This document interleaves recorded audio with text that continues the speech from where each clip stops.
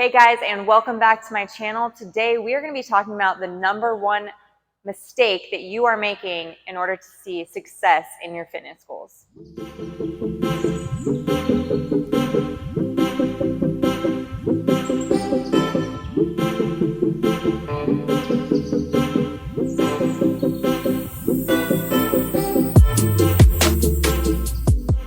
The number one mistake that you are making comes from the kitchen.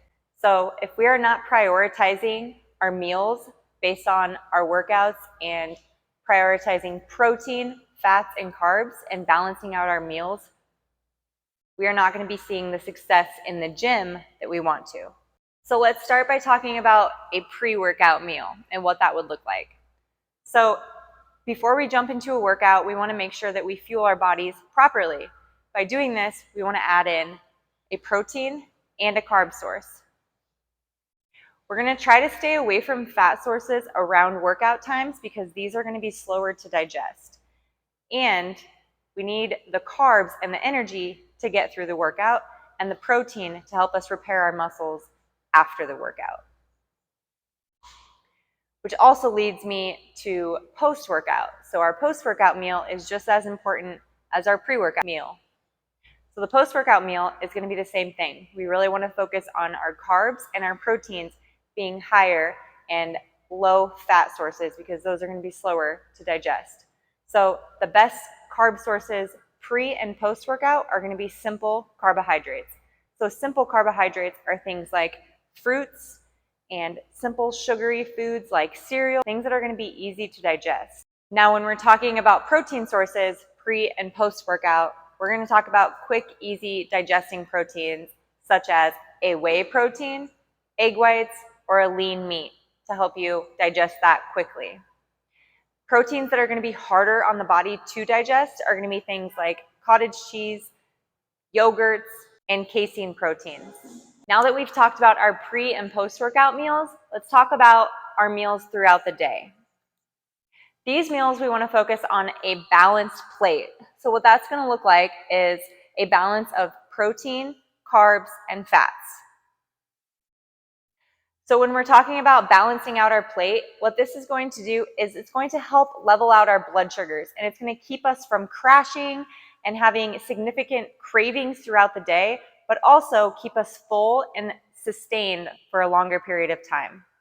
So my recommendation for protein is going to be 0.7 to 1 gram per body weight. So just as an example, let's say you weigh 130 pounds.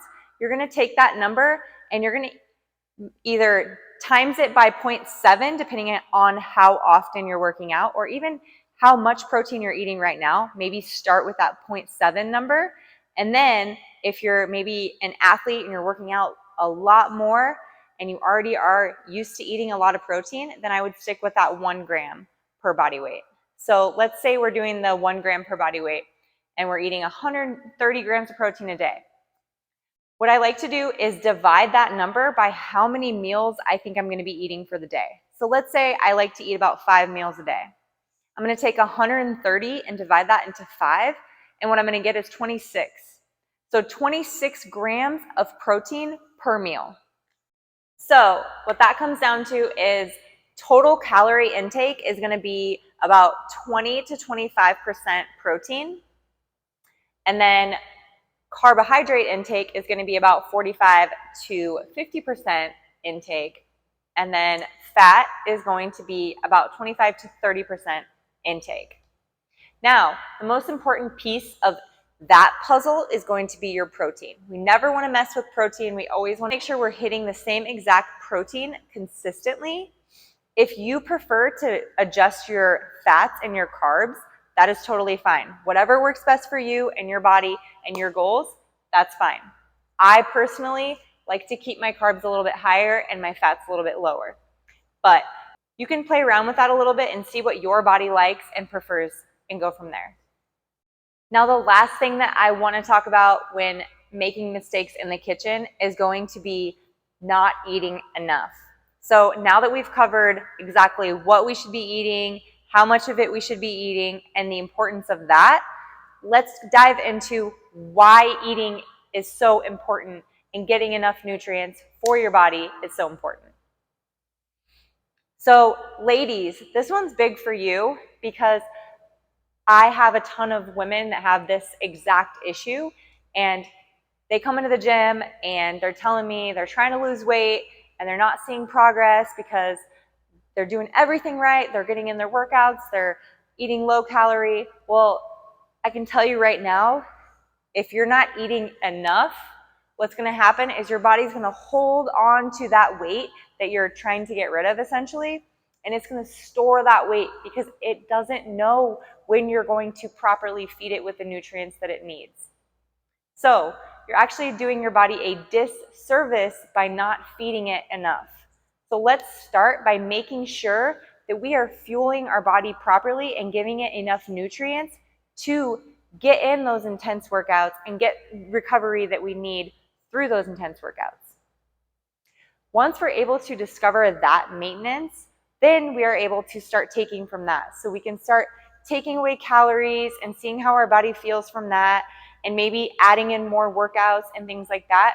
But if we're putting too much stress onto the body, we can actually end up doing more harm than good. Okay guys, I hope you enjoyed this video. I love talking about nutrition and helping people find balance in their lifestyle. So if you think that this is something that you want to get started and you're really struggling to get past that fitness goal that you've been working on for a long time now, go ahead and click on the link below and fill out this form, and we can go ahead and get you started on your fitness goals. And be sure, if you like this video, don't forget to hit that like button. And if you aren't already subscribed to my channel, go ahead and subscribe so you can get more fitness content just like this.